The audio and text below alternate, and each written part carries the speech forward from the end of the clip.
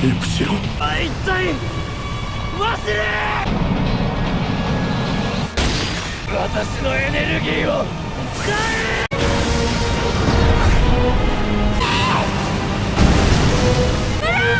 お兄ちゃん。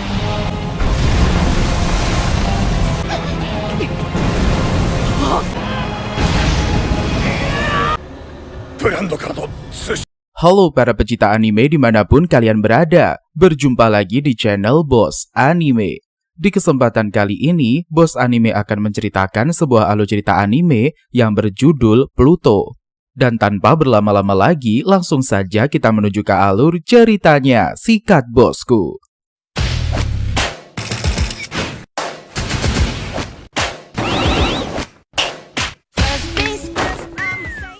Santai aja, bos. Cerita ini dibuka dengan diperlihatkannya kobaran api akibat dari sebuah insiden yang masih menjadi misteri tentang penyebab sebenarnya bencana kebakaran. Di malapetaka tersebut meninggallah robot kebanggaan umat manusia yaitu Montblanc. Profesor Reinhardt yang baru tiba kemudian histeris karena Montblanc kesayangannya tewas. Saking sedihnya Profesor Reinhardt ingin menerobos lokasi kebakaran. Tentu saja petugas tidak mengizinkan hal itu terjadi. Namun di TKP terlihat jejak seperti tanduk di antara rangka Montblanc.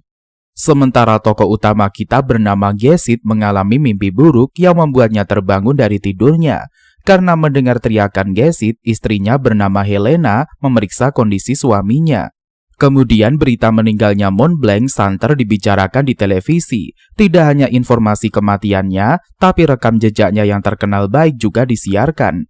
Karena mendapatkan tugas, Gesit si detektif bergegas pergi sehingga dia tidak sempat sarapan. 山案内ロボットとしても世界的に知られており、超所属のロボットモンブランさんが2日経った今も白い煙が吹き上がり、熱心にプログラミングしていました。仕事だ。出かけるよ。 Sebelum pergi, Gesit mengatakan kalau ada waktu dia ingin mengajak Helena liburan. Mendengarkan hal itu, Helena amat senang dan menantikan di mana waktu tersebut tiba.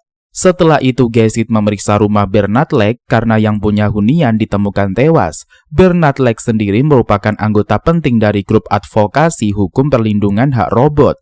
Di situ juga terdapat Inspektur Wallace bersama dengan rekannya. Melihat Gesit berkeliaran di rumah korban pembunuhan, Wallace memarahinya. Lantas rekannya memberitahukan identitas Gesit adalah petugas dari Europol. Karena sudah tahu siapa Gesit, Wallace mau bekerja sama. Kondisi yang berantakan membuat manusia akan sulit mencari jejak, tapi tidak bagi Gesit si robot. Makanya Gesit yakin kematian Leng bukan kasus perampokan, melainkan pembunuhan. Lalu Wallace penasaran mengapa di tubuh korban ditancapkan besi yang dibuat seperti tanduk. Belum sempat Gesit menjawab, di tempat lain terjadi tindak kejahatan di mana petugas yang lagi dinas mengalami penyerangan hingga beliau terluka. Sementara rekan robot polisinya memperoleh kehancuran yang parah. Tidak lama diberitahukan tersangka telah ditemukan. Tanpa membuang waktu dan juga tim kerja, seorang Gesit segera pergi ke lokasi yang diduga tersangka berada. Setelah melakukan penyusuran, Gesit memergoki tersangka. Sontak saja tersangka itu kaget. Bahkan si Gesit tahu detail kronologis kejahatan si doi, di mana penjahat memakai barang terlarang. Takut ditangkap karena memakai barang haram itu, penjahat nekat menyerang polisi. Setelah itu Gesit melumpuhkan penjahat menggunakan obat bius.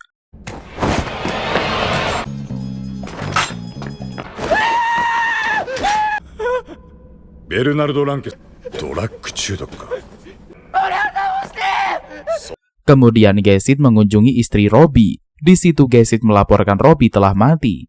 Usai bertandang ke rumah mendiang Robbie, Gesit mengamati data yang dia dapat dari investigasi di kediaman Leng. Lalu Gesit memfokuskan pada persamaan dari peristiwa kematian Montblanc dan juga Leng, di mana pada kedua mayat terdapat tanda bertanduk. Sontak saja Inspektur kaget, namun di kediaman Leng tidak ditemukan jejak manusia. Dilihat dari pasal 13 hukum robot internasional, dilarang pembunuhan terhadap manusia. Dari situ ditakutkan peristiwa 8 tahun silam terulang lagi. Dikala itu ada seorang robot yang AI-nya tidak punya kerusakan, tapi beliau melanggar pasal 13 hukum robot internasional. Esoknya, Gesit kembali mengunjungi rumah almarhum Robbie untuk memberikan chip. Lantas Nyonya Robby meminta dipasangkan chip. Terjadi sesuatu guncangan pada diri Nyonya Robby tatkala melihat ingatan suaminya. Karena penasaran, Gesit minta diperlihatkan isi chip. Dari layar terlihatlah Robby yang harusnya bisa menghindari serangan penjahat, tapi fokusnya teralihkan karena memandang sesuatu di langit. Sontak saja Gesit kaget benda yang menarik perhatian Robby terdapat di TKP tempat kematian Leng. Setelah itu Gesit mampir ke penjara menemui robot yang melanggar pasal 13 Hukum Robot Internasional.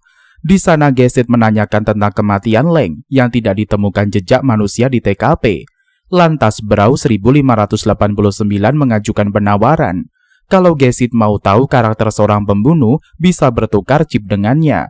Namun yang diberikan Gesit bukanlah chip melainkan gambar kematian Mont Blanc dan juga Leng.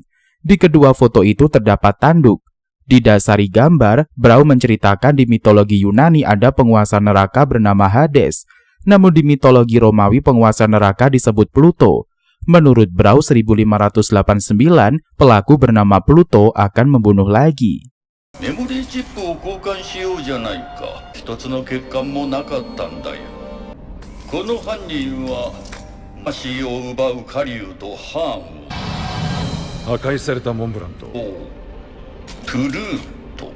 Di Skotlandia terdapat komponis terkenal bernama Duncan. Beliau tinggal di kastil tua peninggalan ayah tirinya. Selagi asyik main piano, Duncan merasakan kehadiran seseorang. Makanya Duncan marah dan menghentikan permainannya. Ternyata orang tersebut merupakan robot pelayan bernama Nord 2. Duncan yang menganggap robot suatu kepalsuan bersikap amat ketus. Namun sekasar apapun Duncan kepadanya, Nord tetap bersikap santun. Lantas Nord melayani Duncan sebisanya meskipun hasil kerjanya dipermasalahkan. Bahkan Duncan tidak berselera makan bila ada Nord di dekatnya. Tatkala tidak bekerja, Nord 2 yang tertarik dengan piano memainkannya. Sontak saja Duncan marah besar dan tidak mengizinkannya. Akan tetapi walaupun dilarang, Nord tetap memainkan si piano. Saking palaknya Duncan menghancurkan peralatan musiknya, namun Nord menghentikan Duncan merusak si piano. Di situ Duncan berkisah tentang masa lalunya yang tinggal di jalanan sejak ayahnya meninggoy. Sang ibu memiliki paras cantik membuatnya tampak menarik meskipun berpakaian compang-camping. Suatu ketika ibunya jatuh cinta pada pria kaya hingga berusaha mencari simpati dari lelaki incarannya. Karena menganggap Duncan penghalang, ibunya meninggalkan dia begitu saja. Tanpa sang ibu, Duncan yang memiliki masalah penglihatan terus berjuang demi dunia musiknya. Namun suatu ketika Duncan masuk ke rumah sakit, tapi tidak ada satupun dokter yang bisa menyembuhkan penyakitnya. Suatu hari dokter datang dari Jepang mengatakan dia bisa mengobati Duncan walau beresiko membuat doi buta. Lantas Duncan menyetujui operasi dilakukan. Benar yang dikatakan si dokter, Duncan telah sehat, tapi pandangannya tidak lagi berfungsi. Beberapa tahun kemudian ibunya meninggal. Duncan dengar ibunya gagal menikahi si orang kaya, bahkan beliau mati sebatang kara. Bagi Duncan itu dosa ibu yang menelantarkan anaknya. Lalu Duncan memberitahukan kalau kastil tempat mereka berpijak peninggalan dari orang kaya tersebut. Di situ Duncan menunjukkan kebanggaannya, dia telah menjadi maestro dan juga penguasa kastil. Duncan dapat memiliki apa yang ibunya inginkan. 数年後母の死を知らされた。視力は日に日に衰えて、もっと入れたかったものはこれだ。こう捨てた報いだ。あと私はこの城を手に入れた。 Kemudian Duncan menegaskan dia akan tunjukkan kepada ibunya yang ada di alam baka, yakni pemandangan indah kampung halaman yang diubahnya menjadi musik. Setelah menceritakan hal itu, Duncan akan membuat rekomendasi untuk pekerjaan Nord 2 selanjutnya, sebab Duncan tidak akan mempekerjakan Nord 2 lagi. Dalam perjalanannya mengelilingi taman, Duncan teringat bahwa Nord 2 tidak lagi mau ke medan perang, makanya Nord tetap ingin bekerja sebagai pelayan. Sementara Nord tetap bermain piano meskipun sudah dilarang. Duncan yang mendengarnya dari kejauhan memuji permainan Nord 2 semakin membaik. Esoknya Duncan dengan rutinitas bermusiknya memanggil Nord 2, namun Nord 2 tidak kunjung datang, sehingga Duncan yakin Nord 2 tidak lagi bekerja di rumahnya. Di kesendiriannya Duncan memainkan piano. Tidak lama Nord 2 datang. Ternyata selama tidak ada di rumah, Nord 2 pergi ke kampung halaman Duncan. Tujuannya adalah untuk mencari tahu kebenaran tentang ibunya si komponis. Lalu Nord 2 menceritakan kisah sebenarnya bahwa ibunya Duncan tidak pernah sekalipun mengabaikan anaknya. beliau selalu berada di sisi Dunchan. Alasan si ibu takut terhadap Dunchan karena kebencian anaknya terlalu besar terhadap dirinya. Tujuan beliau mendekati si orang kaya supaya mendapatkan biaya pengobatan Dunchan. Si ibu juga yang memanggil dokter dari Jepang. Sontak saja Dunchan kaget sekaligus sedih mendengar hal itu. Kemudian, Dunchan diminta mengingat kenangan yang telah dilupakan. Lantas Nordua menyenandungkan lagu yang didengarkannya ibu bersama Dunchan. 大切な記憶を削除していませんか。手を差し伸べることができなかった。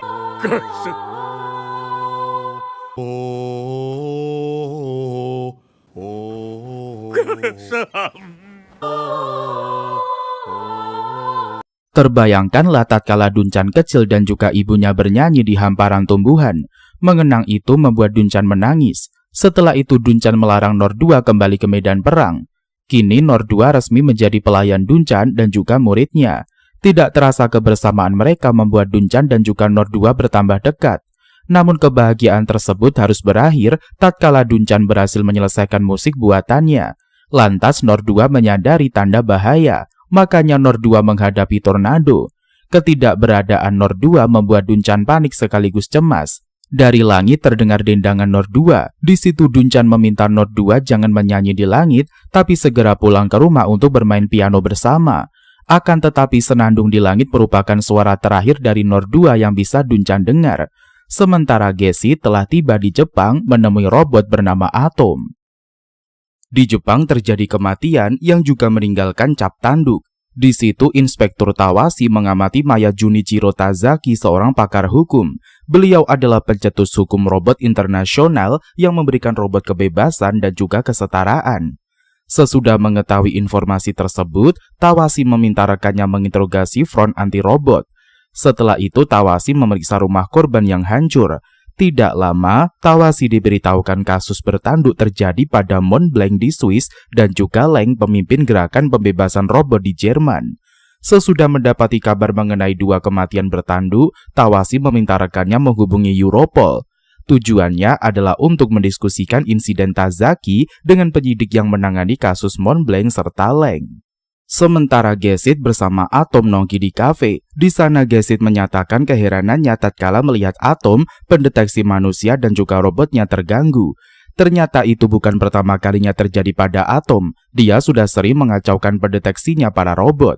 Di situ Gesit menyampaikan meskipun Atom tampak seperti anak kecil, tapi dia yakin AI si bocil lebih hebat daripada dirinya. Mendengarkan ucapan Gesit yang menyebut dia anak kecil, membuat Atom yakin alasan dia dijual karena dianggap demikian. Kalimat yang Atom lontarkan menyebabkan kepala Gesit menjadi sakit. Usai berbasa-basi, Gesit mengatakan pendapatnya mengenai pembunuhan berlantai di kalangan robot, di mana si pembunuh bertujuan melenyapkan 7 robot tercanggih di dunia. Lantas Atom memahami alasan Gesit menemuinya buat memperingatkan dia, sebab sewaktu-waktu Atom bisa jadi target berikutnya. Lalu Atom minta diizinkan memindah ingatan Gesit, mana tahu ada petunjuk soal kasus pembunuhan berantai di ingatan si detektif. Setelah mendapatkan izin, Atom pun segera memindahnya. Gesit berharap Atom bisa menemukan informasi yang tidak dia sadari. Setelah menyalin chip Gesit, Atom minta izin ke toilet. Di situ Atom mengaku dia memiliki kebiasaan seperti manusia. Padahal Atom menangis, entah apa dari rekaman ingatan Gesit yang memilukan hatinya. Kemudian keduanya melakukan perjalanan pulang dan berharap bisa bertemu lagi. Tatkala membahas Helena, timbullah decak tawa antara mereka. Di situ Atom berkata kalau dia yakin Gesit maupun Helena bakal baik-baik saja. 君を信じるよ。世界最高水準のロボット、私の気づいていない情報が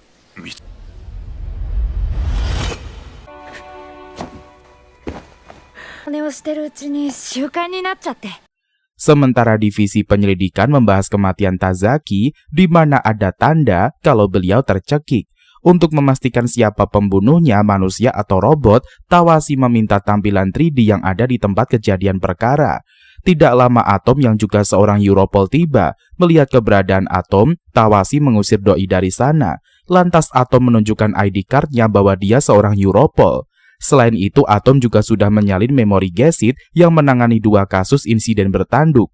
Meskipun sudah tahu, tapi sifat ketus Tawashi tidak berubah dan dia menganggap robot tidak punya perasaan. Di situ Tawashi menuding pelaku pembunuhan Tazaki adalah robot. Alasannya pembunuhan Tazaki dilakukan tanpa meninggalkan jejak, namun Atom membantah. Dia menunjukkan beberapa bukti. Pertama, ditemukan adanya yokan dan juga teh hijau. Jika tamunya robot tidak mungkin menghidangkan dua sajian itu.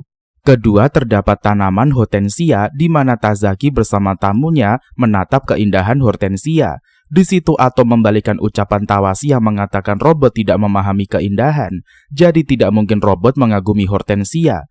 Namun tetap saja Tawashi yakin pelakunya adalah robot, sebab tidak mungkin manusia merusak rumah terkecuali menggunakan bulldozer. Lantas Tawashi meminta penayangan para saksi yang menyebutkan adanya tornado, tapi tornado itu cuma menghampiri rumah Tazaki.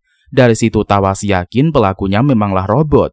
Kemudian Atom minta visualisasi mayat Tazaki ditampilkan. Tatkala melihat si mayat, muncul kenangan gesit membuat Atom sakit kepala. Setelah itu Atom mendapati ada bekas tinta di tangan Tazaki. Lantas Atom memeriksanya dan memang benar ada sebuah tinta. Menurut Atom ketika Tazaki mencari sesuatu tidak sengaja menyenggol tinta. Lalu Atom minta divisualkan benda yang dicari oleh Tazaki dan ternyata berupa kartu nama tim pencari fakta. Salah satu anggotanya adalah Profesor Ochonimizu. 死の神には角が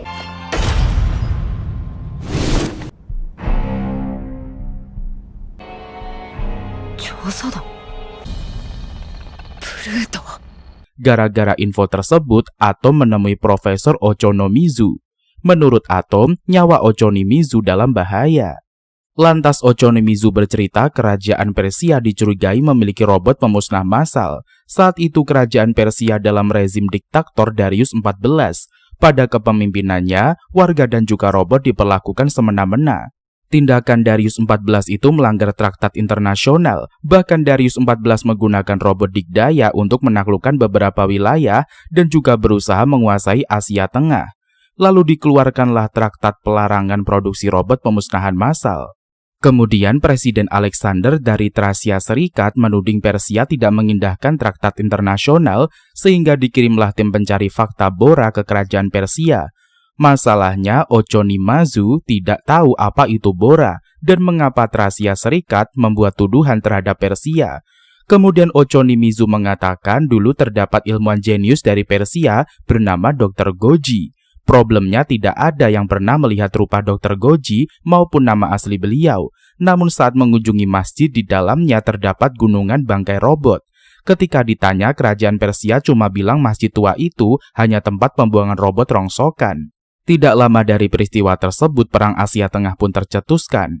Flashback ke masa Perang Asia Tengah, di mana terdapat Brando, Mont Blanc, dan juga Herakles. Ketiga sahabat itu membahas perbuatan mereka di medan perang yang menghancurkan banyak robot. Tidak lama Persia ditaklukkan, makanya pasukan penjaga perdamaian memasuki pusat kota. Tanpa Atom sebagai utusan delegasi perdamaian melambaikan tangannya. Di Turki diadakannya turnamen SKKKR di mana robot saling bergulat. Tidak butuh waktu lama Brando memenangkan pertandingan sehingga Brando mempertahankan gelar juara pertamanya. Usai berlaga, Brando disapa oleh Gesit. Lalu Brando mengajak Gesit ke rumahnya. Setibanya di hunian, Gesit disambut oleh kelima anak dari istri Brando bernama Main. Tampaklah suasana keramaian di rumah Brando. Usai makan malam dan anak-anak tertidur, Main menyajikan alkohol sambil membicarakan tentang kehidupannya. Brando juga teringat persahabatannya dengan Mont Blanc. Disitulah Gesit menyampaikan tujuan kedatangannya adalah meminta Brando berhati-hati. Sebab kemungkinan besar target pembunuhan selanjutnya adalah Brando. Namun Brando tidak takut karena dia adalah pria beruntung. Di sisi lain Herakles berlaga dan dia berhasil mengalahkan lawannya. Kemudian Herakles mendapatkan kunjungan dari Gesit. Sementara Brando membuat anak-anaknya kecewa karena dia tidak menepati janji menemani anak-anaknya ke kebun binatang. Tanpa Main dan kawan-kawan sadari, Brando tengah berbohong, bukan karena ingin melakukan wawancara, tapi Brando ingin menghadapi Pluto. Setelah anak dan juga istrinya pergi, Brando pun membawa baju robotnya ke suatu tempat. Tidak lama tornado tiba di lokasi, dia bersiap menghadapi Pluto. Di pertarungan dalam tornado, Brando bertarung dengan berani. Brando juga mengirim video pertarungannya kepada Gesit dan kawan-kawan yang tengah pergi ke TKP. Sayangnya informasi Pluto tidak terekam, seperti musuh sengaja memblokir kejadian menggunakan kenangan Brando bersama keluarganya. 俺の戦いを見せてやる。これはモンブランの。キュジヒタさん、何ですかこれは。Atom yang juga mendapatkan gambaran dari pertandingan Brando meminta Gesit dan kawan-kawan melihat jejak hitam, di mana manusia menyebutnya dewa kematian. Sontak saja Gesit dan kawan-kawan kaget. Setelah itu, pemakaman Brando dilangsungkan. Banyak warga yang melayat dari seluruh dunia. Tampak pula keluarga Brando yang ditinggalkan dipenuhi rasa duka. Sementara Herakles, sohibnya yang harus berlaga dengan almarhum Brando, memakai uang pribadinya dan juga jubah robotnya untuk mengumpulkan puing-puing. Sialnya hanya jejak Brando yang terlacak, sedangkan bangkai Pluto tidak ditemukan. Lalu Herakles mendapatkan kabar tentang keberadaan tangan Brando. Mengejutkannya, tangan Brando dibuat seperti tanduk. Dari situ Herakles sadar musuh masih hidup dan membuatnya sedih sekaligus kesal. Di Jepang, Komandan Nakamura pergi ke TKP. Dari petugas, Nakamura mendapatkan info kalau kendaraan terbalik akibat terkena tornado. Herannya, tornado cuma menyerang truk pembawa hewan ganas. Tidak lama Nakamura diberitahukan bahwa ada anak kecil yang menangis karena dikelilingi kelima hewan ganas. Penampakan itu membuat polisi panik. Lalu datang lagi bocah wanita bernama Uran, adiknya Atom, menjabangi tempat perkara. Mengejutkannya, Uran sangat akrab sama geng hewan ganas. Berkat Uran, si anak bisa diamankan petugas. Kemudian Uran memarahi petugas yang menodongkan senapan. Gara-gara senjata polisi, kelima hewan jadi takut. Saat di kantor polisi, Nakamura dan kawan-kawan dibuat bingung karena Uran mengaku dia merasakan kesedihan para hewan dari jarak jauh. Usai diinterogasi, Uran bersiap-siap pulang. Melihat kakaknya di kantor polisi, dengan bangga Uran menceritakan perbuatan baiknya di mana Uran menyelamatkan geng hewan dan juga seorang anak. Namun Atom menceramahi adiknya yang suka keluyuran. Tatkala mereka hendak keluar dari pintu non-human, petugas mengerahkan geng Atom di pintu manusia. Sebab geng Atom tidak mirip robot, namun Atom dan kawan-kawan tetap memilih jalur non-human. Saat berpapasan dengan pria bernama Abullah, Atom bingung beliau manusia atau robot. Sementara Abullah menemui Tawashi, ditanyai terkait kematian Tazaki. Namun beliau merasa tidak ada sangkut pautnya antara dia dengan kematian Tazaki. Lantas pihak kepolisian mengatakan mereka cuma mau tahu kedekatan Abullah dan juga Tazaki. Setelah itu mereka mengantarkan Abullah. Saat melewati jalur manusia, alarm berbunyi. Sontak saja Nakamura panik, takut menyinggung beliau. Kemudian Abullah mengaku tubuhnya hancur saat perang, makanya sebagian raganya menggunakan tubuh buatan. Adapun Gesit merencanakan liburan ke Jepang bersama dengan istrinya. Sehingga Gesit menghubungi agen perjalanan yang pernah dia gunakan jasanya. Herannya, biodata istrinya sudah ada di biro tersebut. Perasaan 2 tahun silam, geng Gesit berlibur ke Spanyol sembari mengikuti pelatihan Europol. Kemudian mereka melihat-lihat kenangan yang diambil tatkala liburan di Spanyol. Esoknya, usai pemeriksaan kesehatan, Gesit menanyakan kepada Profesor Hoffman mengenai penanaman ingatan palsu di chipnya. Bagi Hoffman, pertanyaan Gesit merupakan PR. Lantas Hoffman menanyakan perihal itu kepada direktur. Mengejutkannya, petinggi Europol telah melakukan sesuatu di ingatan Gesit. Sontak saja beliau kecewa, tapi dianya juga tidak bisa berbuat apa-apa. Karena ada kasus pembunuhan bertandu, Gesit diminta menyelidiki. Menurut Gesit, insiden yang mereka selidiki sekarang merupakan kejahatan tiruan. Alasannya pelaku memakai sepatu hybrid untuk menghilangkan jejak kakinya. Namun pelaku ceroboh, dia melepas sarung tangannya tatkala membuka laci akibat susah memutar knop. Alhasil sidik jarinya tertinggal. Keahlian Gesit mendapatkan pujian dari detektif Fersen. いえ、これは模倣犯ですね。指紋が付着しています。至るところに移動した跡がある。体重78キロ、身長170。すごいな。君は完璧だ。 Untuk membuktikan tidak ada kamuflase di ingatannya, Gesit menanyakan kenangan bersama Fersen. Tidak disangka Gesit ingat peristiwa 3 tahun silam saat mereka minum di bar. Dalam perjalanannya, Gesit juga berhasil mengenang peristiwa 4 tahun yang lampau, di mana insiden perang mengakibatkan warga sipil kehilangan anaknya. Sementara di kediaman Adolf Hess, seorang anak bernama Hans mengeluh karena rumahnya tidak memakai pembantu robot. Hal itu membuat Adolf memarahi putranya sebab Adolf anti dengan robot. Lalu istrinya bernama Isa Hess membahas tentang kakak Adolf. Karena sudah 3 tahun jasad si kakak harusnya sudah bisa diambil, lantas Adolf pergi mengambil jenazah kakaknya. Lalu Adolf membawanya ke rumah dokter kenalannya untuk diperiksa. Saat menyaksikan mayat kakaknya hancur lebur akibat senjata zeronium membuatnya menjadi syok. Karena itu pula Adolf tidak berselera makan dan meminta Isla pulang sendirian. Sementara Gesit menghentikan kesadaran berlapis baja dengan tembakannya. Lantas rekannya penasaran senjata apa yang digunakan oleh Gesit. Lalu Gesit menjawab peluru zeronium. Sedangkan Adolf pergi ke rumah pemimpin organisasi robot, tidak lain adalah Darius, penjahat perang yang keberadaannya menghilang. Di situ Adolf curcol kakaknya dibantai sama peluru zeronium. Mendengar hal itu, Darius memberitahukan robot yang memakai senjata tersebut adalah Gesit. Sesudah mengetahui fakta itu, Adolf mempersiapkan diri untuk membunuh Gesit. ほど、そのロボットなら人間を傷つけたり殺したりできない。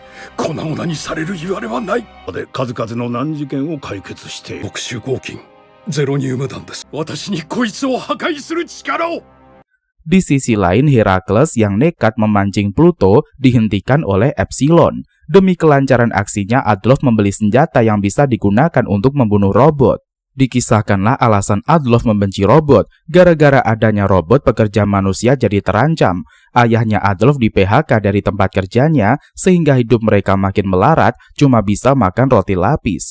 Karena Adolf menginginkan bola, ayahnya nekat mencuri. Saat tumbuh dewasa, kakaknya Adolf terlibat kejahatan hanya demi adiknya mendapatkan kehidupan layak.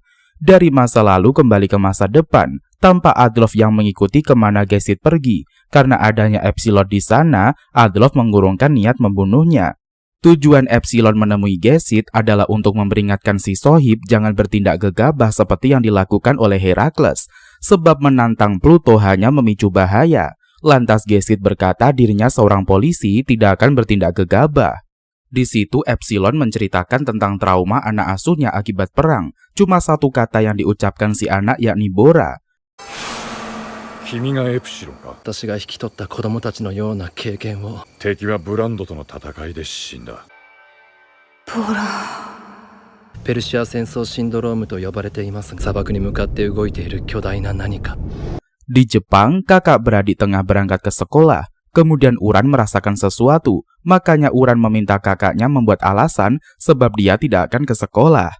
Lalu Uran mengikuti nalurinya hingga sampailah di suatu tempat terbengkalai. Di sana Uran menemukan pria tua yang terbaring lemah. Ketika Uran menawarkan bantuan Ochoni Mizu, beliau menolaknya. Namun beliau meminta dibawakan energi tipe Sol. Karena model lama energi tersebut tidak lagi dijual, sebagai gantinya Uran akan memberikan tipe yang lain. Di kesempatan itu keduanya membahas tentang gambar si paman lukis. Agar lebih berwarna, Uran membawakan cat yang baru buat si paman. Melihat tanaman bunga yang sebelumnya tidak ada, Uran pun merasa keheranan. Esok harinya, Uran mampir lagi, tapi kali ini dia menyerahkan baju ganti untuk si paman. Mendapati lukisan bunga dari cat pemberiannya, Uran amat senang. Bahkan Uran sampai terharu menyaksikan pedagang bunga tersebut. Esok paginya, Uran kepergok oleh Atom yang mau pergi keluar. Apalagi Atom mendapati cairan energi kosong. Kemudian Uran berkata dia ingin menemui kucing robot. Lantas Uran berjanji akan mempertemukan Atom dan paman yang dia sebut kucing untuk melabui kakaknya. Setelah itu Uran mampir ke tempat paman. Begitu sampai Uran kaget karena tanaman bunga telah tumbuh besar. Tidak hanya itu yang mengejutkan Uran, si paman bisa memekarkan bunga. Itulah kekuatan yang dimiliki oleh si paman. 僕が何のために生まれてきたか。ねえ、聞いてんの？どうしたの？この花畑。すごい！枯れかかってた花が咲いた。 Setelah itu paman dan juga Uran bercerita tentang kematian. Bagi Uran kematian untuk robot dikala otak komputer mereka telah rusak. Meskipun diperbaiki bukan lagi robot yang sama, tapi bentukannya berbeda. Mendengarkan hal itu paman menceritakan dalam penglihatannya terdapat dunia kematian. Tiba-tiba saja paman histeris karena dia melihat sosok yang mengerikan. Di situ Uran coba menenangkan paman. Tidak lama paman menyebutkan nama Bora. Sementara Abullah mengobrol dengan Goji. Kemudian Goji menyebarkan kecoaknya untuk menemukan keberadaan Sol 2835553 alias paman yang ternyata si Pluto. Tidak lama Goji mengetahui keberadaan si Pluto. Esoknya Uran mengunjungi paman. Kemudian mereka membahas tentang kekuatan beliau yang bisa memekarkan bunga. Namun paman merasa tujuannya bukan untuk kehidupan. Mendadak paman mengeluarkan kemampuan menciptakan tornado hingga memunculkan air hujan. Akibat fenomena itu taman bunga menjadi mekar semua. Tidak lama kemudian Atom datang membawa Ochonomizu. Bahkan polisi juga membuat Uran marah. Menurut Atom si paman berbahaya. Menyadari keberadaan Atom paman pun menggila. Tidak lama muncullah petir yang menampakkan tanduk di kepala paman. Sesudah itu si paman pingsan. Kagetnya Nakamura, paman tidak memiliki otak komputer. Atom. Bihan, 位置につきました。止まれ。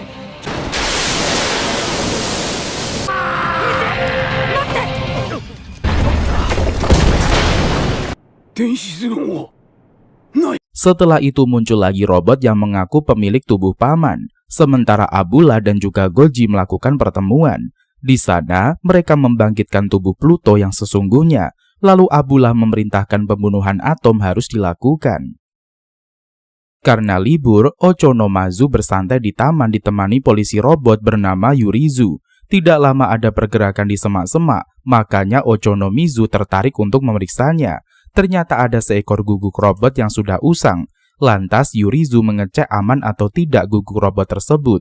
Setelah dipindai hasilnya robot guguk tidak berbahaya. Kemudian Ochonomizu membawa robot guguk pulang untuk diperbaiki. Ternyata kerusakan sangat parah. Kasihannya lagi spare part si guguk robot tidak terdapat dimanapun. Meskipun Ochonomizu sudah memakai koneksinya. Dalam kondisi sekarat, robot guguk mengajak Ochonomizu bermain. Sontak saja Ochonomizu menangis. Lalu Yurizu memberitahukan ada seseorang yang mengaku pemilik robot guguk, sehingga tanpa pengecekan identitas Ochonomizu menerima kehadiran tamunya. Ternyata si pengunjung adalah Goji rekannya Abula. Walaupun Ochonomizu tampak biasa, tapi dia menyadari keanehan. Di situ Goji meminta Ochonomizu memanggil Atom ke lokasi tempat tornado berlangsung. Namun Ochonomizu tidak mengindahkan perintah Goji, meskipun sudah diancam menggunakan cucunya Ochonomizu. Tanpa Goji sadari, para polisi sudah mengelilingi rumah Ochonomizu. Mendengarkan Ochonomizu dalam bahaya, Atom pun bertandang ke rumah. Lantas Goji segera kabur. Atom yang ingin menyusul Goji dicegah oleh Ochonomizu. Sementara polisi kesulitan menangkap Goji. Di situ Atom mengatakan dia mendapatkan sinyal bahaya dari Bobby. Makanya Uran segera pergi ke rumah Takashi. Atom yang berada di rumahnya membuat Ochonomizu lega. Tapi Ochonomizu tidak jujur mengenai Pluto yang lagi mengincar Atom. Sedangkan polisi mendapati raga Goji.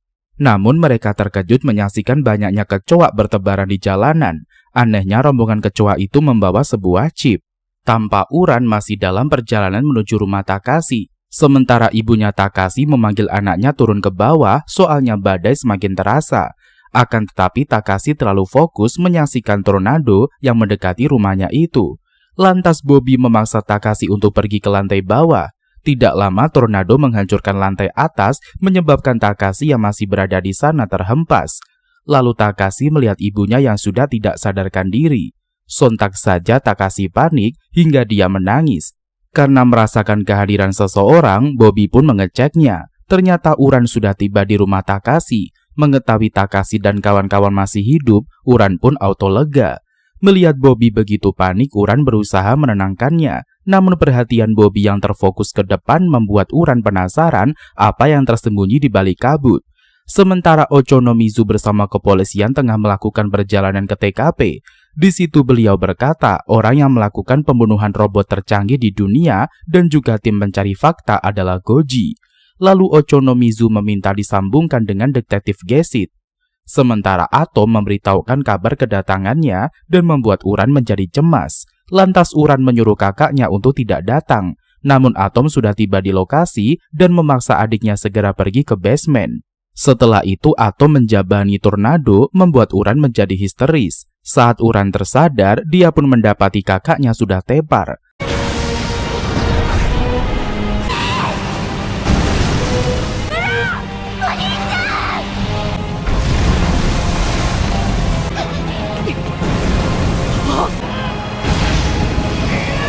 Sementara Gesit melihat di mimpinya kematian Atom, sontak saja Gesit histeris, sehingga Helena mengecek kondisi suaminya. Dari kejauhan, Adolf hendak membunuh Gesit, tapi Adolf tidak memiliki keberanian. Sementara Darius mendapatkan kabar kalau Adolf lagi berencana membunuh Gesit. Karena Darius masih memerlukan Gesit untuk tujuannya, dia pun memerintahkan rekannya untuk membantai Adolf. Sebelum pergi ke Jepang, Gesit menemui Hoffman untuk membicarakan mimpi yang dia masukkan ke folder sampah, sebab Gesit tidak berani mengingatnya. Bagi Hoffman, tindakan Gesit sudah benar. Kemudian Gesit pun curcol belakangan ini dia merasa diikuti. Menurut Hoffman, si penguntit tidak akan membuntuti Gesit sekeluarga ke Jepang. Jikalau stalker masih menguntit sepulang dari Jepang, Gesit bisa melaporkan ke polisi. Sementara si Adolf keluar dari mobilnya, tidak lama mobilnya meledak membuat Doi menjadi cemas, sedangkan Gesit dan kawan-kawan sudah berada di bandara. Melihat berita kematian Atom, Helena pun shock dan memberitahukannya kepada suaminya. Setelah itu Gesit membuka file yang berada di folder sampah. Tidak Gesit sangka mimpi buruk yang dilihatnya merupakan kenyataan.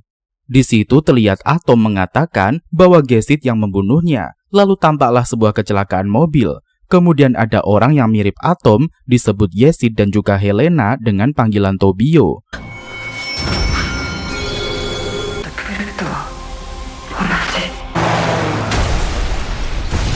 Tobio.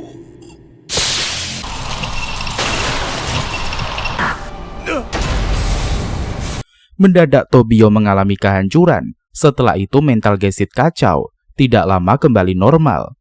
Usai berduka, Gesit kembali bekerja. Makanya Gesit meminta maaf sebab membatalkan liburan mereka ke Jepang. Hal itu dimengerti oleh Helena. Di kantor polisi, Adolf ditanyai oleh para inspektur mengenai siapa yang mungkin memasang peledak di mobilnya. Akan tetapi Adolf tidak mau memberikan informasi apapun. Di atas, petinggi menanyakan identitas Adolf. Apalagi yang menarik perhatiannya, si Adolf memiliki senjata roket di tempat kejadian ledakan. Lantas Breaker mengatakan kalau kerabat Adolf merupakan seorang penjahat. Meskipun demikian, petinggi ingin informasi kerabat dan juga senjata dijadikan rahasia. Usai diinvestigasi, Adolf pergi ke kantornya. Di situ Adolf mendapatkan pesan siapa dalang yang mengebom mobilnya, sehingga Adolf menjadi shock karena pemimpin organisasi anti-robot mengincar nyawanya. Memikirkan kengerian itu, Adolf sampai dibuat parno. Dalam ketakutannya, Adolf bertemu dengan Gesit, orang yang mau dibunuh. Di situ Gesit mengatakan dia akan menjadi pengawal pribadi Adolf untuk sementara waktu. Esok paginya, Gesit bertandang ke rumah Adolf. Lantas anaknya Adolf sikapnya sangat ramah dengan Gesit. Hal itu tidak membuat Adolf senang. Setelah tiba di kantor, Gesit melakukan pemeriksaan. Hasilnya lokasi kerja Adolf aman. Setelah itu Adolf merenungi peristiwa yang menimpanya. Di saat bersamaan, Adolf yakin tujuan pengawalan sebenarnya merupakan bagian dari penyelidikan. Lantas, Gesit diberikan izin mengakses informasi perusahaannya. Selagi menunggu Gesit, Adolf melihat berita kematian Profesor Howard, penciptanya Epsilon, di mana beliau ditemukan tewas dengan tanduk di sisinya. Di situ Adolf heboh meminta Gesit menyaksikan berita tersebut. Ternyata Gesit sudah mengetahui info itu lebih dulu. Kemudian Adolf memberikan video di mana perusahaannya memasang CCTV di penjara Karatepa. Terdengarlah suara pria yang menyebut daftar nama tim pencari fakta Bora. Karena gambarnya tidak jelas, Gesit memperbaiki kualitasnya. Sontak saja Gesit kaget melihat Darius, pemimpin diktator kerajaan Persia. Mengetahui pemimpin anti-robot adalah Darius ke-14 membuat Adolf menjadi terkejut. Di situ Gesit juga mengatakan Hoffman dalam bahaya. Benar saja praduga Gesit, lab Hoffman meledak. Untungnya Hoffman sudah diamankan oleh Epsilon. それも最重要犯はね、旧ペルシアの最高指導者。母さん。ホフマン。ホフマン。生みの親が殺されたんです。ホフマン博士、あなたは狙われている。 Sementara Gesit meminta data Darius diserahkan ke pihak berwajib. Mendadak benda berbahaya mengintai kantor Adolf. Untungnya ada Gesit yang menghancurkan senjata itu. Lantas Adolf menjadi shock karena bom yang bisa meleburkan orang digunakan untuk membunuhnya. Sehingga Adolf jujur kalau dia anggota anti-robot. Selain itu, robot hakim yang tewas di Berlin merupakan ulah organisasinya. Jika Adolf dimasukkan ke program perlindungan saksi, dia berjanji akan menceritakan semua yang diketahui. Sebab bila dia terdaftar di program itu, nyawa anak dan juga istrinya akan terselamatkan. Adolf yang masuk ke dalam program perlindungan saksi diketahui pihak Darius. Takut informasi mereka dibocorkan, Darius pun menyediakan senjata sekelas roket untuk membunuh Adolf dan juga Gesit. Sementara Hoffman dibawa Epsilon ke tempat Herakles berada. Di situ Epsilon menanyakan tentang pertemuan Kimberly, tepatnya peristiwa 7 tahun silam. Lantas Hoffman berkisah pertemuan antara dia, Howard dan juga Tenma, pencipta otak komputer tercanggih dari Jepang. Di pertemuan tersebut Hoffman maupun Howard menjelaskan penelitian mereka, tapi Tenma tidak mau mengatakan apa yang dia teliti. Kagetnya lagi, penelitian Hoffman dan kawan-kawan yang amat rumit, Tenma dengan mudah mengetahui arahnya kemana. Cuma ada poin yang diutarakan Tenma, yakni jangan menciptakan robot yang mirip manusia. Kalau ucapannya tidak diindahkan, petaka akan datang. Masalahnya keberadaan Tenma tidak diketahui dimanapun. Mereka cuma berkomunikasi melalui internet. Saat mengundang Tenma ke Kimberly, mereka mengirimkannya ke Surel. Tidak disangka Tenma menghadiri pertemuan Kimberly. Lantas Herakles mengutarakan sudahkah Tenma pencipta atom memperoleh robot idealnya. Sementara Gesit menanyakan kabar Hoffman kepada Linen. Setelah mengetahui Hoffman baik-baik saja, Gesit merasa lega. Lalu komunikasi dengan Linen diperjelas melalui virtualisasi karena Adolf ingin mengetahui isi pembicaraannya. Lalu Linen mengatakan rekaman yang Gesit suruh identifikasi orang tersebut benar Darius ke-14. Orang yang disebut Darius berulang kali adalah anggota tim pencari fakta Bora. 3 nama yang disebut telah tewas. Lantas Gesit dan kawan-kawan menduga Darius merasa dendam karena hasil penyelidikan tidak menemukan adanya robot pemusnah massal. Tapi Persia tetap diserang. Mendengarkan hal itu, Linen menjelaskan informasi rahasia di mana ditemukannya chip khusus untuk merancang otak komputer mutakhir tipe Tenma. Usai mengatakan hal tersebut, Linen memperingati Adolf untuk berhati-hati, apalagi Adolf memiliki data berbahaya, sehingga banyak oknum yang akan mengincar nyawa Adolf. Meskipun demikian, Adolf tidak perlu khawatir anak dan juga istrinya berada pada perlindungan polisi. Merasa mual akibat masalah yang mendera, Adolf pun mampir ke toilet. Kagetnya Adolf bertemu robot yang memintanya membunuh Gesit jika tidak ingin anak dan juga istrinya mati. Sontak saja Adolf merasa kesal hingga melampiaskan amarahnya kepada si robot. Mendapati aksi brutal Adolf, Gesit memarahinya. Sementara Ochonomizu teringat omongan Tenma tentang atom mahakaryanya yang gagal. Sebab kesempurnaan otak komputer tercanggih adalah otak yang bisa salah. Jika otak tersebut berhasil diciptakan, maka lahirlah robot terhebat di dunia. Kemudian pada perjalanan menuju rumah persembunyian, terjadi perdebatan antara Gesit dan juga Adolf terkait pembunuhan atas kakaknya. Lontaran Adolf membuat Gesit kesal. Untuk mendinginkan kepalanya, Gesit pamit kepada Adolf dan akan kembali 1 jam lagi. Sontak saja Adolf kesalnya bukan main. Tidak lama, Isala dan juga anaknya tiba. Lantas Isla menanyakan apa yang sebenarnya terjadi. Di situ Adolf hanya terdiam. Sementara Gesit mengunjungi Brau di penjara. Sedangkan Isla sudah tahu permasalahannya yang membuat Adolf sekeluarga ada di situasi sekarang ini. Di situ Isla menganggap perbuatan Adolf yang mau balas dendam akan kematian kakaknya merupakan kesalahan. Lagian kakaknya Adolf pantas mati, dilihat dari banyaknya kejahatan yang dilakukan oleh beliau. Isla yakin Gesit membunuh kakaknya Adolf karena perintah bukan karena kebencian. Sebaliknya, Brau meyakini Gesit membasmi kakaknya Adolf karena rasa benci. Bahkan Brau meminta Gesit menggali ingatannya supaya memahami kebencian itu seperti apa. Di sisi lain, Epsilon dan kawan-kawan berada di lokasi tempat Tornado berada. Hal itu membuat Epsilon cemas, tapi Herakles yakin bisa membalaskan dendam kematian para sohibnya. Begitu melihat adanya tornado, Herakles langsung menerobos ke puting beliung tersebut. Sementara di persidangan internasional, Darius tidak mau mengucapkan sumpah menyebabkan amarah orang-orang. Apalagi pemusnah robot malah mengaku melindungi hak asasi makhluk yang dia bantai, sehingga emosi orang-orang di dalam sidang makin menggelegar. Adapun di laut, pertandingan Herakles dan juga Pluto terlihat jelas oleh Epsilon. Dikira Epsilon jika dia menggabungkan kekuatan dengan Herakles bisa mengalahkan Pluto. Namun Herakles yang mencoba mencopot tanduk Pluto mengalami nasib tragis.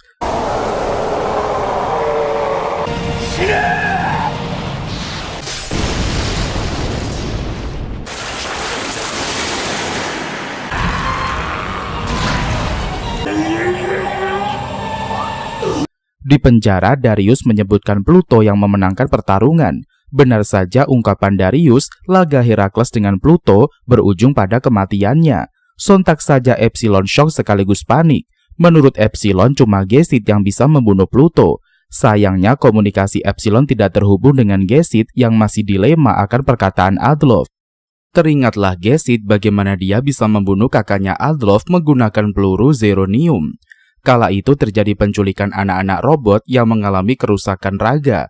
Adopsi robot tidak hanya dilakukan oleh manusia, tapi juga di kalangan robot itu sendiri. Kemudian Gesit meminta rekan setimnya memperlihatkan data pegawai yang memperbaiki para robot anak-anak. Dari sekian banyak ditemukanlah tersangka. Tidak lama, terdengarlah lagi anak robot yang diculik. Bukannya ke TKP, tetapi Gesit malah meminta data orang yang mereparasi anak robot. Dari situ Gesit tahu penculikan terjadi sehabis pemeriksaan kesehatan dilakukan. Sesudah tahu dalangnya, Gesit yang penuh emosi menembak kakaknya Adolf di tempat. Usai mengingat hal tersebut, lambat laun pikiran Gesit mulai tenang. Makanya Gesit kembali lagi ke rumah persembunyiannya. Di sana sudah ada Kapten Meyer yang mengeluh Gesit mengabaikan tugasnya. Karena rumah persembunyian sudah diketahui musuh, Gesit dan kawan-kawan membawa Adolf sekeluarga pindah. Tidak jauh dari geng Gesit berada, musuh sudah mengintai. Mengejutkannya, mobil polisi yang mengawal mereka sudah menghilang, membuat Adolf sekeluarga menjadi panik. Dirinya sudah terancam, menyebabkan Adolf jujur musuh pasti punya senjata yang sama dengan miliknya. Senjata itu dapat menghancurkan robot. Pasti organisasi anti-robot menginginkan nyawa dia dan juga Gesit. Akan tetapi Adolf tidak ingin istri dan juga anaknya mati. Lantas Gesit meminta Adolf menekan tuas. Berkat itu saat musuh menembakkan peluru, Adolf terhempas dengan selamat. Sementara Isla dan kawan-kawan berhasil diamankan oleh Gesit. Kemudian Gesit menyuruh Adolf berlindung di belakangnya. Setelah musuh melesatkan misilnya menggunakan tubuh dan juga senjatanya, Gesit mengalahkan serangan lawan. Usai mengurusi penjahat, Gesit dalam kondisi sekarat. Di situ Adolf meminta maaf padahal dia berniat membantai Gesit. Tapi nyawa Adolf diselamatkan oleh Gesit membuatnya dipenuhi rasa bersalah. Sementara di sekolah, Uran masih berduka akan meninggalnya sang kakak. Hal itu membuat Pak Kepsek cemas. Di situ salah satu guru mengatakan itulah kelebihan robot canggih memiliki rasa sedih. Lantas Pak Sakamoto merupakan robot jadul membantah. Kepiluan tidak hanya dirasakan robot canggih. Robot lama sepertinya turut mengalami kegalauan. Hal itu disetujui oleh Kepsek. Kekalutan juga mendera robot tidak hanya manusia. Karena mendapatkan sinyal gulana, Uran segera mencarinya. Didapatlah sumbernya dari si kucing, namun ada lagi yang lebih gegana, yakni bocah yang dirundung. Awalnya si bocah bernama Jeremy kesal mengetahui Uran robot karena dianggap tidak mengerti kerisauannya. Namun setelah mengetahui betapa pilunya Uran ditinggal mati Atom, membuat pandangan Jeremy berubah. Bahkan dia menerima penjagaan si kucing yang bernasib malang. Berhubung ada orang lain yang gulana, Uran menitip kucing kepada Jeremy. Tidak lama Uran mendapati sumbernya. Lalu Uran menolong mengembalikan dompet kakek yang hilang. Setelah itu Uran pergi ke kuburan. Akibat tempat itu didatangi Tenma yang dukanya terlalu dalam usai mengenang putranya Tobio. Sementara Tenma sendiri berkunjung ke kantor Menteri Sains. Ochonomizu yang melihat Tenma segera membawa beliau ke kamar perawatan Atom. Melihat aksi hebat Tenma dalam memperbaiki Atom membuat mereka auto heboh. Bahkan memanggil Ochonomizu untuk menyaksikan kebrilianan seorang Tenma. Setelah itu Ochonomizu menyapa Tenma. Di kesempatan itu Tenma mengatakan upaya Ochonomizu mereparasi Atom sangat luar biasa. Sayangnya Atom tidak kunjung bangun akibat keinginannya sendiri. Meskipun demikian ada satu cara yang bisa membuat Atom tersadar, yakni dengan mengalirkan 9,9 miliar kepribadian pada satu aliran. Dalam artian harus memasukkan emosi tidak seimbang. Masalahnya jika hal itu dilakukan, Atom bisa menjadi mesin pembunuh. Teringatlah Tenma akan kebersamaannya dia dan juga Tobio. Di situ Tenma jujur kalau anaknya Tobio asli sudah meninggal. Jadi Tobio yang ada di hadapannya adalah robot. Namun Tobio robot sangat menyayangi Tenma. Sementara Gesit mengunjungi penjara untuk bertemu dengan Darius. Sayangnya pihak penjara mengacaukan komunikasi antara Gesit dan juga Jarius.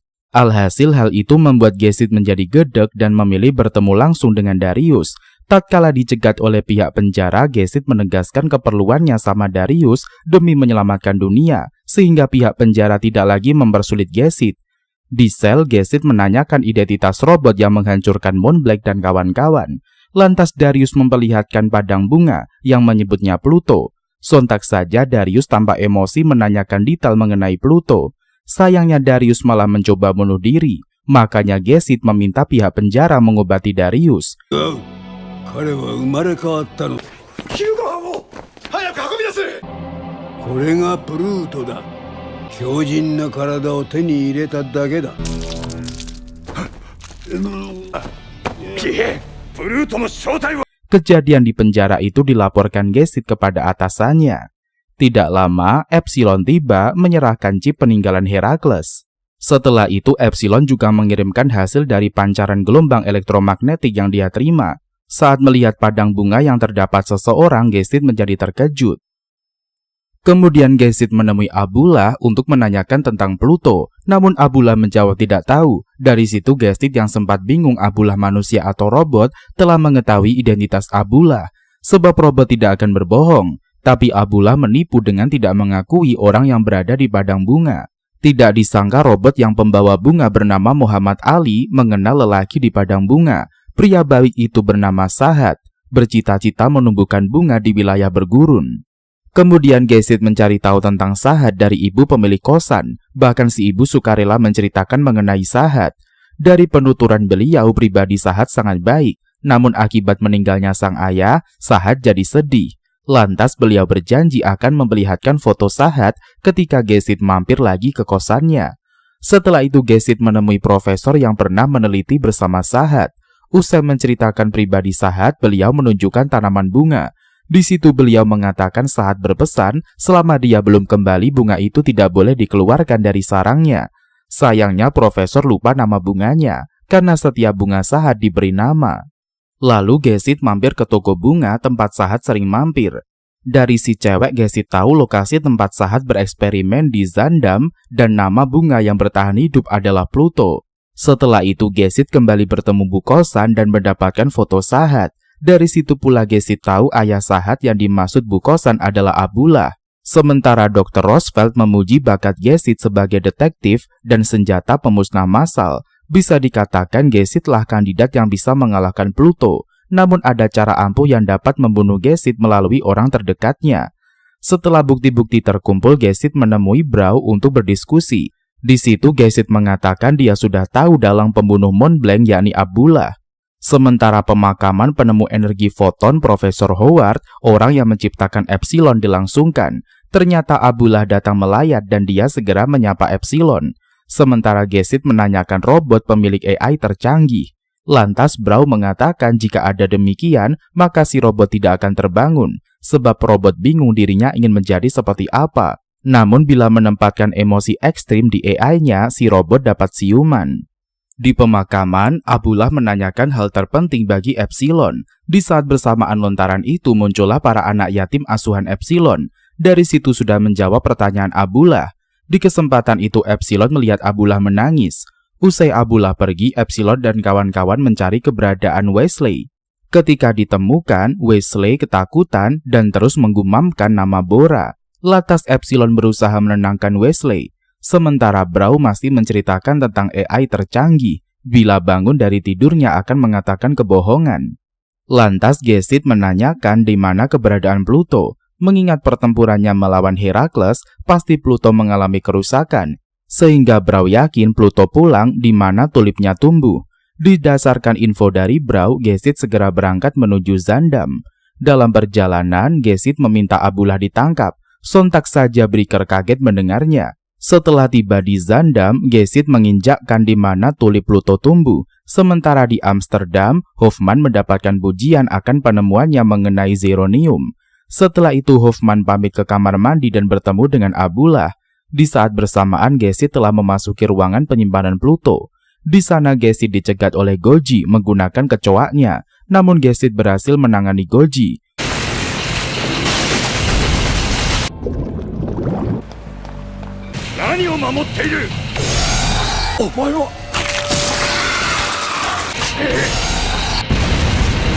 Di toilet, pembicaraan dengan Abula semakin mengejutkan Hoffman. Sementara Abullah tahu ingatan Gesit pernah dihapus. Di rumah Pluto, seorang Gesit mendapatkan kabar kalau Abullah dan juga Hoffman menghadiri konferensi yang sama, sehingga Hoffman dalam bahaya, membuat Gesit menjadi cemas. Benar saja tatkala menaiki lift, Hoffman diusik oleh robot kiriman dari Abullah. Lantas Europol menempatkan para personilnya di gedung lokasi konferensi diadakan. Hoffman sendiri mengalami penyerangan dari robot. Tidak lama robot lain membantu Hoffman. Naasnya si robot dibantai secara brutal. Sontak saja Hoffman menjadi shock, jika mati mayatnya bakal ditanduki. Polisi yang mencari keberadaan Hoffman mendapati beliau diseret oleh robot ganas. Sementara Gesit sedang bertarung melawan Pluto. Di situ Gesit mengingatkan nama asli Pluto adalah Sahat. Sontak saja Pluto jadi tenang dan mengenang kembali dirinya. Kala itu Sahat lega mengetahui Abullah masih hidup. Namun Sahat sedih ibunya, saudara manusia dan juga robotnya tewas.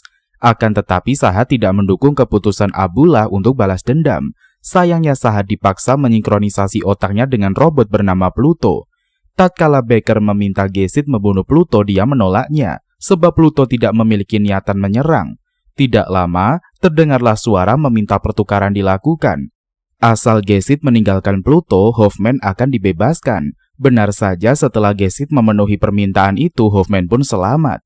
Namun Gesit kena tegur oleh atasannya.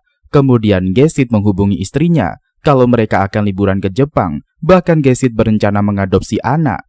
Melihat istrinya tidak percaya diri menjadi seorang ibu, Gesit memberikan dukungan dan yakin Helena adalah ibu yang baik. Sesudah itu Gesit menelpon Hoffman. Mengetahui Hoffman baik-baik saja, Gesit merasa lega. Kemudian Hoffman dibuat terkejut. Gesit telah mengingat kenangan yang dihapus dari memorinya. Tatkala petinggi menghubungi Gesit, si detektif langsung menanyakan tentang ingatan yang dihapus. Usai mengatakan perihal itu, Gesit memutuskan komunikasi. Setelah itu Gesit membeli bunga dan memberitahukan kalau Sahat baik-baik saja. Di situ Gesit menegaskan Sahat tidak bersalah sama sekali. Dia dimanfaatkan oleh orang lain. Mendengar ucapan itu, si cewek amat lega sekaligus terharu. Di perjalanan Gesit kaget dia bertemu Ali, mengapa bisa berada di Amsterdam. Teringatlah Gesit tentang anak mereka, ternyata mirip Ali.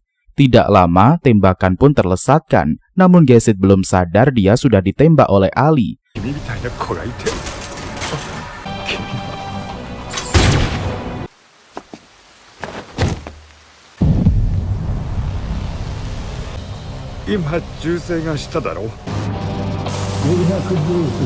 Bahkan Gesit ingin Ali menjadi anaknya. Kemudian Ali dan juga Gesit tumbang. Lalu kabar meninggalnya Gesit pun tersiar. Helena yang mendapatkan undangan ke Jepang bersama Hoffman disambut oleh Ochoni Mizo. Di situ Helena memperlihatkan ketegarannya dan menikmati kunjungannya ke Jepang. Hal itu amat memilukan bagi Hoffman dan kawan-kawan yang tahu hati Helena lagi remuk redam di balik sosok kuatnya. Namun begitu tiba di penginapan, Helena yang bertemu Tenma menampakkan kesedihannya. Setelah memberikan chip kepada Tenma, Helena menangis terseduh-seduh, layaknya manusia. Bahkan Tenma juga merasakan duka Helena. Diperlihatkan peristiwa silam di mana pembuatan robot sempurna yang diciptakan Tenma merupakan pesanannya dari Abullah. Kembali ke masa depan, Tenma memasuki ruangan atom dirawat. Di situ Tenma mengingat pemberian chip Gesit dari Helena. Di kesempatan itu Tenma terkenang lagi kalau robot sempurna besutannya hanya bisa dibangunkan dengan satu cara. Masalahnya tidak tahu lahirnya seperti apa, ditakutkan Tenma sosok iblis yang akan muncul. Akan tetapi Abullah tidak peduli meski iblis yang akan dibangunkan. Begitu pula Tenma, dia rela jadi iblis asal dapat menyadarkan atom.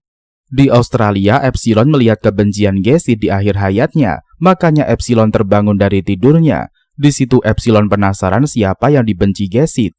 Tidak lama kemudian, Hogan dari Kementerian Sains diutus menjadi pengawalnya Epsilon. Lantas Epsilon diminta pergi bersamanya, namun Epsilon memohon diberikan waktu. Soalnya anak-anak membuat perayaan ultahnya. Setelah itu Epsilon merayakan pesta ulang tahunnya. Epsilon juga mendapatkan hadiah dari anak-anak. Cuma Weasley yang belum menyerahkan kado. Saat Epsilon mendekati Weasley, dia mendapati si bocah menggambar Pluto. Namun Epsilon belum mengetahui maksud dari gambar. Mendadak Weasley menyenandungkan lagu yang berisikan kehancuran bumi dan juga Bora. Bagi anak-anak nyanyian Weasley hal yang menghibur. Karena sudah waktunya, Epsilon mengucapkan salam perpisahan dengan warga panti. Setibanya di benteng, Epsilon teringat masa lalu di mana pertemuan dia dengan Wesley. Nyaris saja Epsilon menggunakan kekuatan untuk menghancurkan bangkai robot, namun perasaannya mengetahui keberadaan makhluk hidup. Ternyata Wesley bersembunyi di bawah reruntuhan. Kemudian Epsilon mengulurkan tangannya dan disambut oleh Wesley. Usai mengamankan Wesley, Epsilon segera melakukan tugasnya meluluhkan bangkai robot. Selepas terkenang akan masa lampau, Epsilon bertemu lagi sama Komandan Gala itu. Di tengah obrolan dengan Komandan Gala, baik Epsilon dan juga Hogan mendengar nyanyian anak-anak panti. Dengan penuh kegembiraan, para anak yatim mendendangkan lagu Bora. Namun kebahagiaan itu terhenti sebab mereka menyaksikan sesuatu yang mengerikan. Epsilon yang menyadarinya hendak kembali ke Australia. Di situ Epsilon meminta Komandan juga pergi. Sayangnya Komandan keras kepala menyebabkan dia koit akibat kesombongannya. 逃げる。ここの迎撃システムは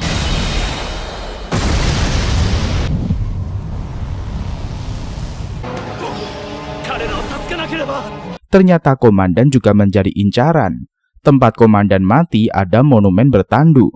Setelah itu Epsilon bersama Hogan pergi ke Australia. Munculnya badai mengerikan membuat anak-anak takut. Setibanya di Australia, Epsilon segera bertarung melawan Pluto, sementara Hogan melindungi geng anak yatim. Tidak lama Epsilon berhasil mengalahkan Pluto meski dia tidak membunuhnya.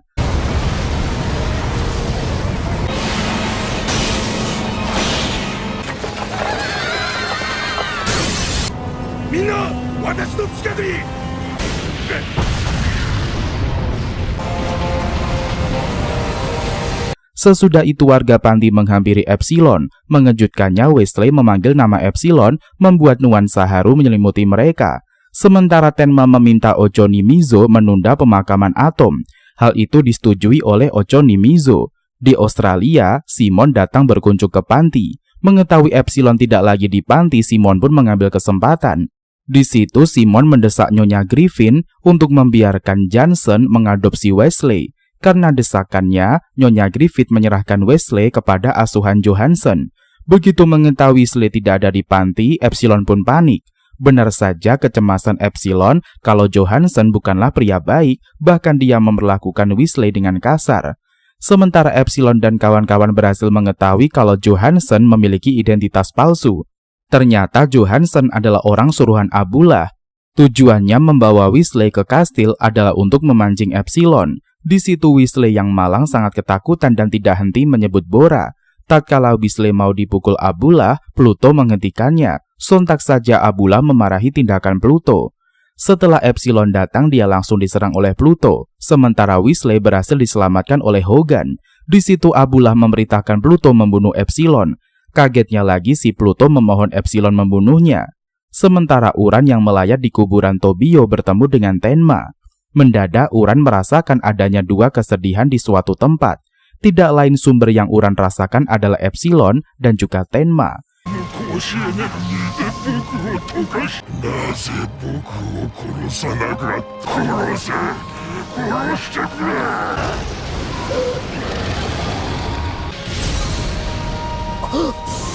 Tatkala ingin mengabulkan keinginan Pluto, Epsilon melihat hamparan bunga. Lantas Epsilon mengatakan dia akan membawa Sahat kembali ke tubuhnya. Namun Pluto mengatakan sudah terlambat sebab Bora sudah ada di sana. Tidak lama Epsilon dimangsa oleh Bora.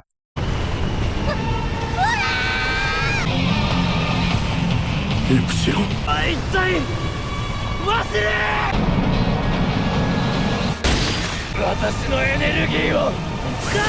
Hujanan kesedihan Epsilon bisa dirasakan oleh Uran di saat bersamaan Atom terbangun dari tidurnya. Sementara Hogan mengatakan mereka dilindungi oleh tangannya Epsilon. Lantas Wesley berduka sembari menyentuh kedua tangan Epsilon. Di situ Hogan memberikan penghormatan kepada Epsilon yang dia kagumi. Sedangkan Atom yang tersadar mengumumkan kalau dia mengerti apa yang Epsilon dan juga Gesit fahami, yakni tidak lama lagi bumi akan hancur. Di Taman Nasional Eden, seorang pemandu wisata menceritakan tentang suku Nanabu. Di lokasi Manukatse, suku Nanabu mendapatkan pendatang ke desa mereka. Namun suku Nanabu diperdaya pendatang dengan emas, sehingga demi memiliki emas, suku Nanabu menggadaikan kuda dan juga tempat tinggal mereka. Saat sadar, suku Nanabu tidak memiliki apapun. Dalam rasa frustasi, suku Nanabu terjun ke gunung Manabozo. Lalu kematian mereka menjadi roh jahat yang berbentuk bayangan hitam. Sementara di negara Tracia, presiden bernama Dr. Roosevelt menyatakan kesenangannya karena robot tercanggih di dunia sudah musnah. Sedangkan Ochonomizo menanyakan kepada Uran alasan kakaknya bisa bangun. Lantas Uran mengatakan Tenma telah memasukkan chip Gesit ke dalam AI milik Atom. Mendadak ilmuwan lain melaporkan keanehan Atom kalau dia meminta pulpen. Begitu mereka memberi pulpen, Atom tidak henti-hentinya menuliskan rumus. Sontak saja Ochonomizo kaget dan meminta Uran dikeluarkan dari sana. Melihat bentukan rumusnya, Ochonomizo tahu formula antiproton, bom yang bisa menghancurkan bumi, dituliskan oleh Atom. Setelah itu terjadi kejadian yang menggemparkan, di mana Atom melarikan diri. Sontak saja Ochonomizo panik. Namun beliau melarang situasi Atom diberitahukan kepada petinggi. Sementara Atom yang berjalan sendirian mengucapkan kalau dia tidak ingin Dr. Roosevelt membuatnya marah. Lantas Dr. Roosevelt yang merasakan murka Atom terkejut. Tidak Dr. Roosevelt dan juga Presiden sangka si Atom bangkit lagi. Tatkala Atom melihat keong, ingatan Gesit melesat. Tampak si penculik yang kepergok Gesit mengancam akan membunuh bocah bernama Krut. Di situ Gesit meminta kerjasama dari Krut. Gesit berjanji asal Krut tidak bergerak, tembakannya cuma akan mengenai penjahat. Untuk menenangkan Krut, Gesit meminta si anak memikirkan orang tersayangnya. Tatkala Krut menuruti Gesit, si penjahat dapat dilumpuhkan. Kemudian Krut bersatu lagi kepada keluarganya. Melihat keluarga itu, muncullah keinginan Gesit punya anak. Tidak disangka harapan Gesit terkabul. Dia menemukan robot rongsokan yang masih memiliki kehidupan. Lalu Gesit dan juga istrinya diterpa kebahagiaan ketika robot itu berhasil berjalan. Namun suatu hari, Robita yang melakukan pemeriksaan diculik dan dirusak oleh kakaknya Adolf. Akibatnya Gesit membunuh kakaknya Adolf menggunakan zeronium.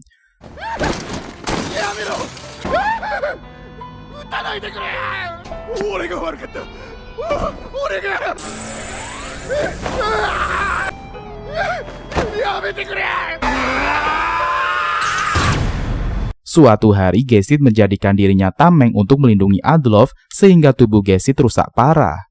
Di kesempatan itu Gesit menyatakan hal yang dia takuti, diri sendiri telah mengetahui bagaimana perasaan benci. Sebelum Gesit dibawa ambulan, Adolf mengungkapkan kebencian terhadap si detektif menghilang. Lalu pertemuan dengan Ali yang terakhir akan kematiannya terlihat oleh Atom. Di situ Gesit mengatakan tidak ada hasilnya, sesuatu yang berasal dari kebencian. Ungkapan itu mengembalikan Atom menjadi normal, sehingga Ochonomizo merasa lega. Sementara Tenma mendatangi Brau untuk menanyakan lokasi Abullah. Menurut Brau, Tenma tidak perlu mencarinya, karena Abullah sendiri yang akan menemui Tenma. Benar saja Goji diutus oleh Abullah untuk menculik Tenma. Sementara Atom menceritakan Darius ingin mengubah wilayahnya yang tandus dipenuhi penghijauan. Lalu proyek penghijauan itu disebut Bora. Namun upaya Abullah yang ingin mengembangkan robot penghijauan gagal. Itulah makanya banyak bangkai robot yang ditemukan Ochonomizo di Masjid Tua. Suatu hari Abullah meminta asisten yang cerdas. Makanya Abullah memanggil ilmuwan dari Jepang, tidak lain adalah Tenma. Di saat bersamaan Tenma melihat Bora karya Goji. Di situ Tenma diminta oleh Abullah untuk memasang otaknya kepada Bora. Kembali ke Atom, dia memberitahukan kalau Abullah sudah tewas di medan perang. Sontak saja Ochonomizo terkejut. Sementara Tenma menjelaskan kalau almarhum Abullah memesan robot sempurna. Saking sempurnanya robot itu tidak mau bangun. Suatu ketika dikabarkan Abullah meninggal di peperangan. Namun Abullah sempat menitipkan salinan otaknya. Benda itulah yang digunakan Tenma untuk menyadarkan robot sempurna yang berwajah Abullah. Di situ Tenma mengatakan robot sempurna bisa berbohong, termasuk pada dirinya sendiri. Mengejutkannya dari keterangan Tenma bahwa Goji tidak ada, sebab Goji adalah Abullah sendiri. Di saat bersamaan Atom menjelaskan robot sempurna memiliki kepribadian ganda, bisa menjadi Abullah maupun Goji. Di sisi lain Tenma menegaskan Abullah tidak perlu memindahkan otaknya, sebab otak Abullah sudah terpasang di banyak robot. Usai mengetahui identitasnya, si robot syok berat, rupanya berganti-ganti hingga akhirnya ke bentuk asli. Sementara di persidangan Darius menyatakan bukan dia biang keladinya, melainkan kebencian. Teringatlah Darius tatkala dia nyaris bunuh diri, namun dihentikan Abullah yang berhasil menciptakan Pluto. Gunanya Pluto untuk membunuh 7 robot tercanggih di dunia dan menghancurkan tim pencari fakta Bora. Sementara Arnold, pakar ramalan cuaca, melaporkan kepada Presiden Tarisia kalau erupsi akan melanda bumi. Bahkan Arnold memperlihatkan dampak mengerikan dari aliran magma yang terdapat bom antiproton. Saking takutnya Presiden, dia bersembunyi di ruangan Dr. Roosevelt. Kagetnya jika mau aman, Presiden harus menjadi budak Dr. Roosevelt. Kemudian Arnold berkomunikasi dari jauh dengan Ochonomizo dan kawan-kawan. Arnold juga menampilkan pergerakan Bora di kawan Manabazo. Jikalau Bora sampai ke permukaan, terjadilah kehancuran dunia. Maka demi mencegah Bora tiba di permukaan, cuma Atom yang bisa diandalkan. Sebelum dinas, Atom menemui Brow, menyuruhnya menangani Dr. Roosevelt. Hal itu disetujui oleh Brow, akan tetapi Brow berharap bisa menyentuh Atom. Tatkala Atom mengizinkan, Brow merasakan kehangatan dari doi, seolah-olah Atom sama seperti manusia. Kemudian Atom menemui Helena, membuat istrinya Gesit merasa senang. Di kesempatan itu Helena ingin mengetahui apa yang dia dan juga Gesit pernah lupakan. Namun walaupun sudah tahu tentang masalah Robita, Atom tidak menceritakannya. Usai berpamitan dengan Gesit, Atom berlaga dengan Pluto dan memutuskan tanduknya. Lalu Atom menceritakan korbannya Pluto, semuanya memiliki hal yang disayangi. Makanya geng Gesit tidak ingin mati.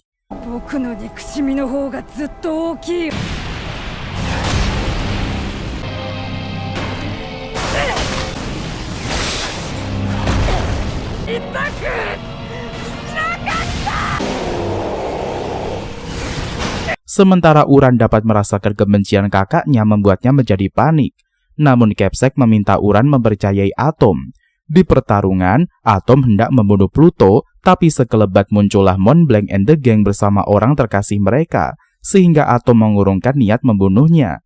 Di situ Pluto menangis terseduh-seduh dan bingung mengapa dia bersedih, begitu pula dengan Atom. Kemudian kedua robot menatap bintang di langit bersama-sama. Dirasa waktunya tiba, Atom melaju ke kawah. Sementara Ochonomizo dilarang Tenma pergi ke area kawah Manabonzo. Apalagi menurut Tenma, bencana tidak bisa dihindari. Lantas Ochonomizo mengatakan Tenma terbuai akan penelitiannya. Sesekali Tenma perlu keluar memperhatikan banyak hal, jangan fokus pada teori melulu.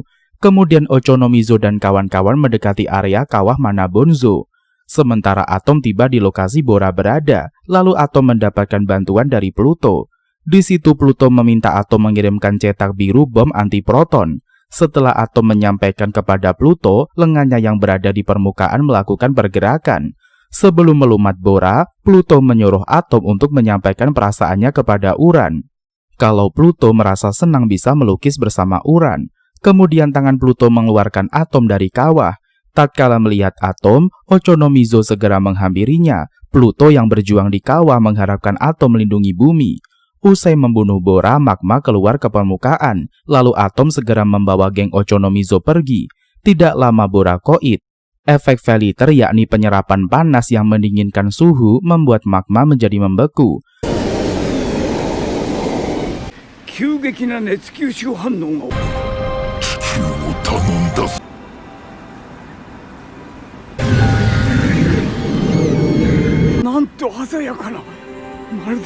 Kemudian fenomena indah di langit menyelimuti bumi. Lantas Atom berkata Pluto telah menyelamatkan bumi dari kehancuran.